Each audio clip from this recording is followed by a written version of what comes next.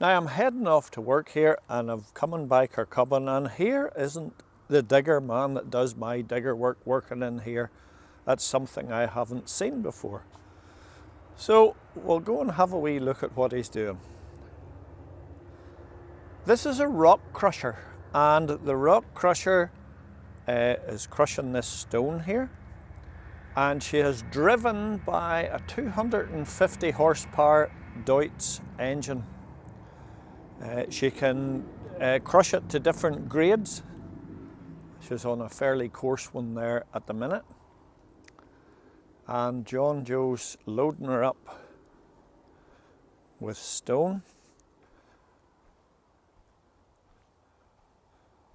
So a rather smooth operation, and I just thought I would catch it as I was going by here. I'll leave you with a few shots of it here.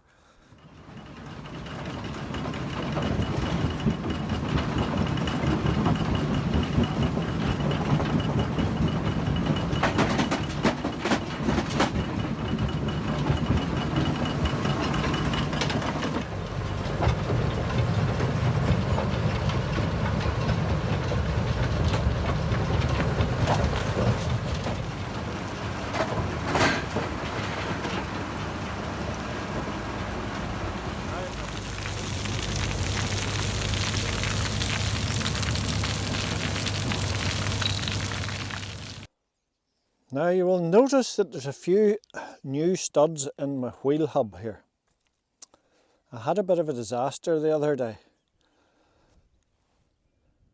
I had started to trim this lane and I thought to myself, that tractor feels a bit wobbly, but the lane's a wee bit uneven anyway.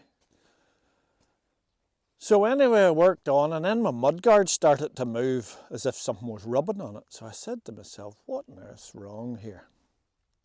So I got out and looked at my back wheel, and it was only hanging on with one wheel stud. They had all jingled out. I found some of them on the lane here. And what happened was, with only one stud, the centre had popped out. I'd let the wheel out and the centre popped down to the bottom. So I had to get in, reverse the tractor back, and it would spin the hub up round. But instead of doing that, it broke that bolt off, it popped out, and the tractor dropped down on top of the tyre. So the wheel was still sitting in place, but it was the mudguard was holding it in. So we had a panic because there was a lady coming down this lane behind me just when it happened, and she had to sit for half an hour, I'm sure, till we got the tractor jacked up several times, timbers in below, jack it up a bit further, get the wheel on with 3 studs, took studs out of the other wheel, and that's the sort of day it was. But you get those sort of things, and I don't know how I didn't twig that on, for I'm sure that was those studs were coming out for maybe a week and I hadn't noticed it. But anyway, there you are. So I'm going to finish trimming off this hedge here and then on to the next job.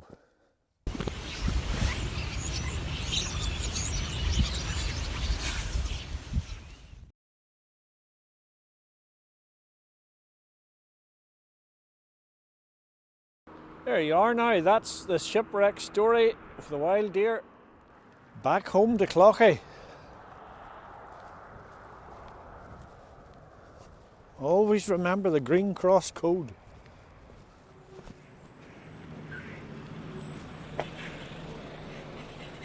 Lakeland Dairies are here too.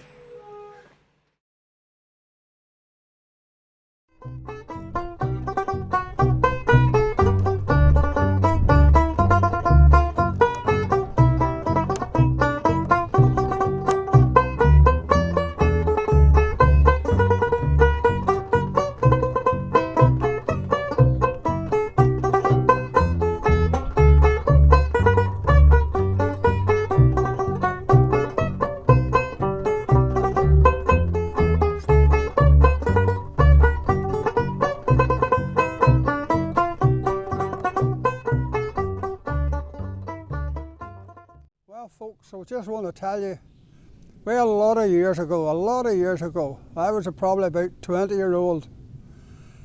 There were a posse of us used to get together and go up to Lough Erne. There was a man, he was a tillage officer in this area, George Latimer. And the 1st of September was the opening of the duck shooting season. So George would get a posse of us together, and about 6 or so, and we'll go up to Loch Erin to shoot duck. Well, we'll go away about 4 o'clock in the morning, and we'll be up there just breaking daylight. And we had a wee boat up there. George's friends had a boat, and we got the use of this wee boat. It was a rowing boat, and maybe 3 or so would be in the boat, and 3 would walk the land. And if a duck got up, well, somebody would get a shot. But anyway, going up along the side of the loch, I noticed on one occasion there was a wee string tied to a thorn. So later on that day, I said to George, I saw this string. Oh, he says, we'll go back. He says, we'll go back and see it. So we went back to where the string was, and we pulled the string up. There must have been about 20 bottles of poaching hid in the lake.